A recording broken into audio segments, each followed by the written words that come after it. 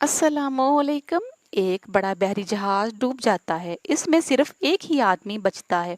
वो किनारे पर तैर कर पहुंच जाता है। काफी दिन बेचारा भूखा प्यासा साहल पर पड़ा रहता है।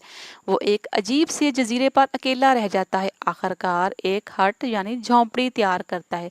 झाड़ियां और तिनके इकट्ठे करके अपने लिए छत बना लेता है। काफी दिन इसी तरह जजीरे पर सब्र करता है। रोज थोड़े बहुत फल खाकर गुजारा चला रहा होता है। एक दिन वो जंगल से फल ला रहा होता है तो देखता है कि उसकी हट झोंपड़ी को आग लग गई होती है। वो बहुत दिल बर्दाश्त होता है और सोचता है कि ए खुदाया, मेरे साथ ऐसा क्यों हो रहा है। वो बहुत रोता है और रोते रोते सो जाता है। जब उसकी आंख खुलती है तो देखता है कि साहल पर एक बड़ा बहरी जहाज खड़ा होता है। वो बहुत खुश होता है और उसकी तरफ भागता है। बहरी जहाज में सवार होकर वो उनसे पूछता है कि उन्होंने इधर का रुख कैसे कर लिया।